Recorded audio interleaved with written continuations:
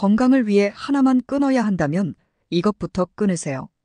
지금 바로 알려드리도록 하겠습니다. 그 전에 구독, 좋아요는 콘텐츠 제작에 큰 도움이 됩니다. 보통 지방이 많이 안 들어있는 적색육 자체는 나쁠 거 없다고 보는 분들이 간혹 계십니다. 우리나라 사람들이 좋아하는 붉은 고기는 GMO 옥수수를 먹여 마블링이 가득 끼어 있는 고기를 먹고 있기 때문에 건강에 문제가 되는 것입니다. 그래서 붉은 고기를 가능하면 적게 먹거나 안 먹는 게 좋지만 자연 방목한 고기가 오메가6보다 오메가3가 충족이 되어 있는 고기가 좋지만 우리나라에선 구하기가 어렵습니다. 또한 일본 와규 문화가 넘어와 지방이 많은 고기가 더 맛있다는 인식이 우리나라에도 잡히면서 플러스 1등급의 개념이 잡히며 맛은 좋을지 몰라도 몸에는 최악인 음식인 것입니다. 지방은 동물이 그동안 먹었던 납과 같은 유해 성분들이 다 쌓여 있는 층층 있습니다. 생선 먹을 때도 작은 생선 말고 큰 생선 먹으면 중금 속에 오염된다는 것처럼 고기도 똑같습니다. 즉, 지방층을 먹으면 그 고기가 먹었던 안 좋은 것들을 골라 모아서 먹는 거랑 똑같다고 생각하시면 됩니다.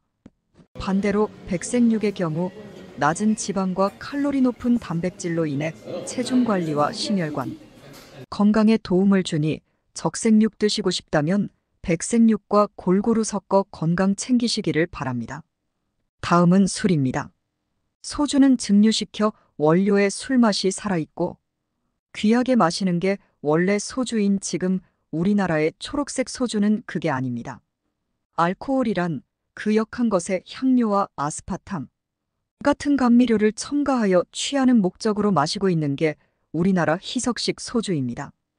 또한 유독 소주를 전통적으로 술린 것처럼 얘기를 하고 있지만 거의 화학물질에 가까운 것으로 보시면 됩니다. 우리가 병원에서 맨날 보는 주정으로 만들어진 알코올, 주정 96%에서 80% 정도로 낮추면 우리가 쓰는 알코올이 되는 겁니다. 펄을 20% 낮추고 감미료를 넣으면 흔히 먹는 초록색 소주가 되는 것이니 이건 전통주가 아니라 화학약품인 것입니다. 건강을 위해 당연히 먹어서는 안 될 물질이 있죠.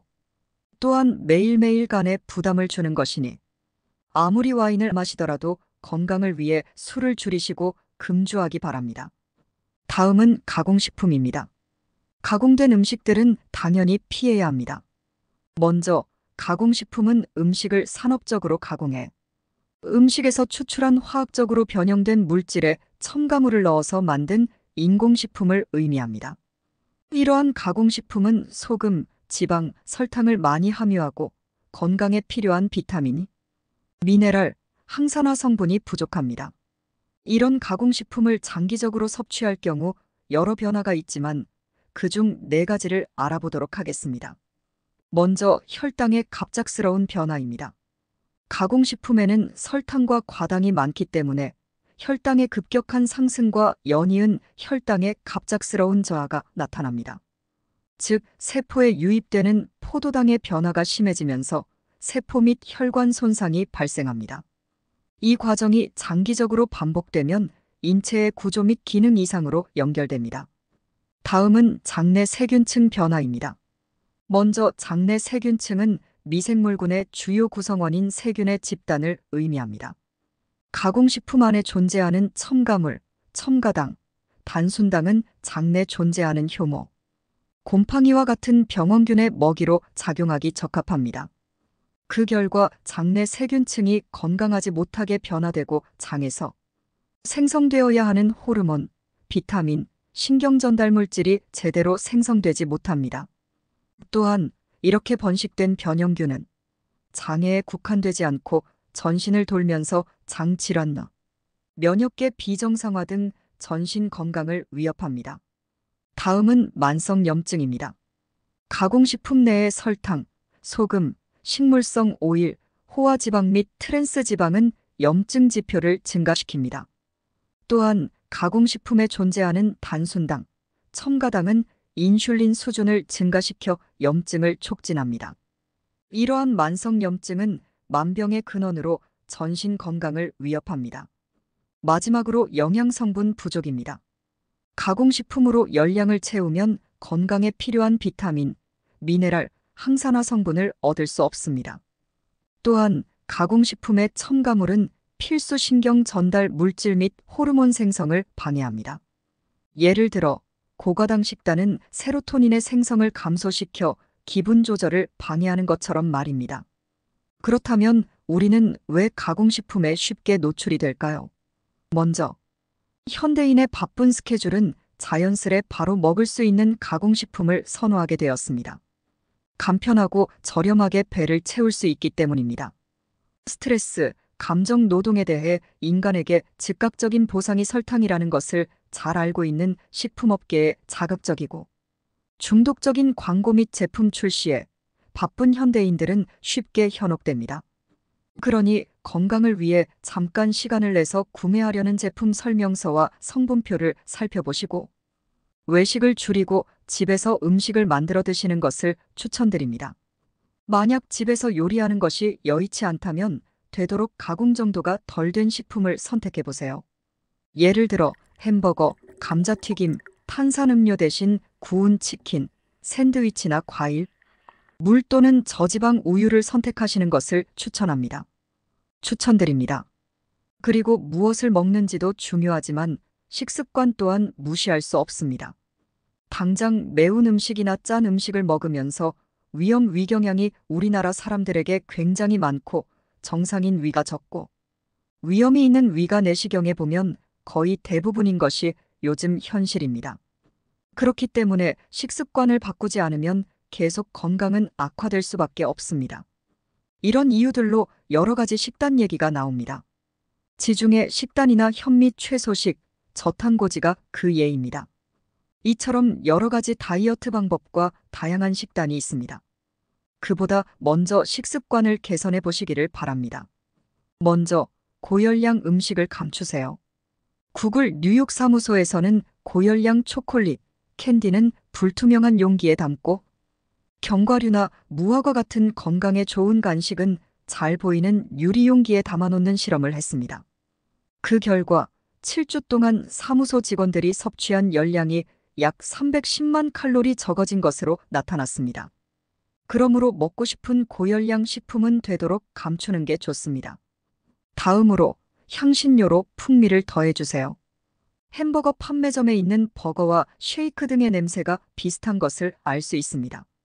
이에 대해 전문가들은 음식의 냄새가 비슷하면 더 많은 열량을 섭취하도록 자극한다고 말합니다.